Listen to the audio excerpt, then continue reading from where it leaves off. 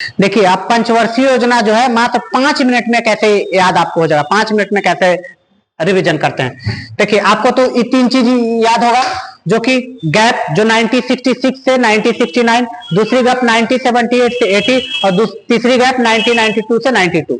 इन सब गैप को याद रखेंगे। अब देखिए कैसे, क्या क्या इसमें इंपॉर्टेंट बातें हैं। 1951 से 56 यानी जो फर्स्ट 5 ईयर प्लान है किस मॉडल पर आधारित है, हेराल्ड-डोमर मॉडल पर। कब लागू हुआ था, 1 अप्रैल 1951 को। प्रारूप कौन तैयार किए थे, ड्राफ्टिंग कौन किए थे, के एन राज। किस पर आधारित था, एग्रीकल्चर पर था। दूसरा क्या है, 1956 से 61 यानी दूसरी पंचवर्षीय योजना किस मॉडल पर आधारित है, महालोनोबिस मॉडल। क्या हमारा उद्देश्य था, भारी उद्योग यानी हेवी इंडस्ट्री। तीसरी पंचवर्षीय योजना हमारा क्या है, 1961 से 96 यानी 3 है तो 3 आदमी मिलकर इस मॉडल को तैयार किए हैं। कौन कौन, सैंडी, चक्रवर्ती और महालनोबिस।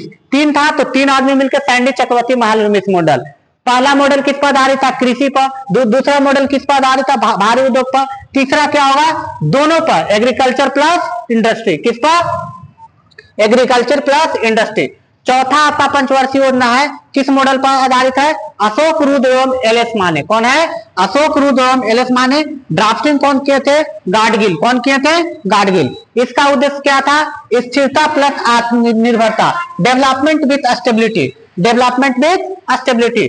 पंचमी पंचवर्षीय योजना जो कि समय से पहले खत्म हो जाती है, 5 वर्ष चलना था लेकिन 1 वर्ष पहले समाप्त कर दी जाती है, बिकॉज कांग्रेस के गवर्नमेंट खत्म हो जाती है और जनता पार्टी की सरकार आ जाती है, जिससे क्या हो जाता है, उन्होंने 1 साल पहले पंचवर्षीय योजना को खत्म कर क्या हो जाता है, 1 ईयर का प्लान लेकर आ जाती है, रोलिंग ईयर प्लान। यानी तो क्वेश्चन आता है कि समय से पहले कौन सा पंचवर्षीय योजना खत्म हो गया, तो 5वीं पंचवर्षीय योजना किस मॉडल पर आधारित है बच्चा, डीपी धर मॉडल पर। किस पर आधारित है, डीपी धर मॉडल पर। इसका उद्देश्य क्या था, गरीबी उन्मूलन यानी पॉवर्टी एलिमिनेशन। क्या था, पॉवर्टी एलिमिनेशन। फिर आपका क्या आता है, 6ठी पंचवर्षीय योजना। कौन था, 6ठी पंचवर्षीय योजना किस मॉडल पर आधारित है, आगत निर्गत यानी इनपुट आउटपुट मॉडल। इसका उद्देश्य क्या था, एम्प्लॉयमेंट क्रिएशन, रोजगार सृजन व गरीबी उन्मूलन।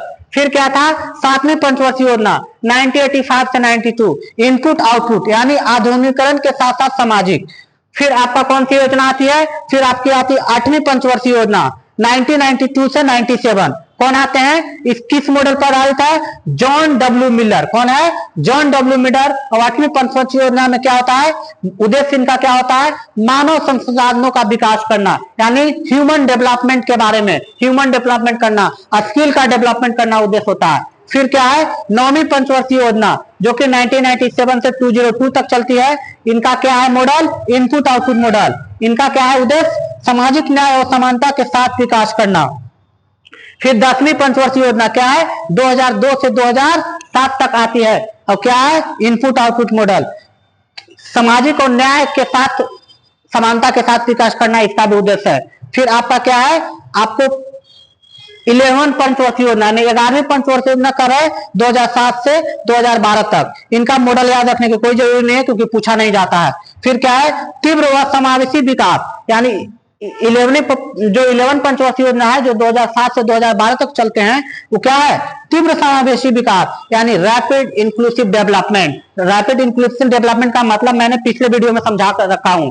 फिर क्या है, 12वीं पंचवर्षीय योजना जो कि कब से शुरू होता है, 2012 से शुरू होता है, 2012 से 2017। इसका उद्देश्य क्या है, तीव्र सतत व अधिक समावेशी विकास यानी इसमें तीव्र समावेशी था, इसमें तीव्र सतत था, यानी उसमें रैपिड इंक्लूसिव था, इसमें रैपिड सस्टेनेबल है, यानी विकास तो करना है बट इन्वायरमेंट के बिना नुकसान पहुंचावे हुए विकास करना है। तो इससे आपको 5 मिनट में पूरा रिवीजन हो गया। इतना भी याद कर लोगे तो आपका एग्जाम में हो जाएगा। थैंक यू, आपको विश्वास करते हैं कि पसंद आई होगी।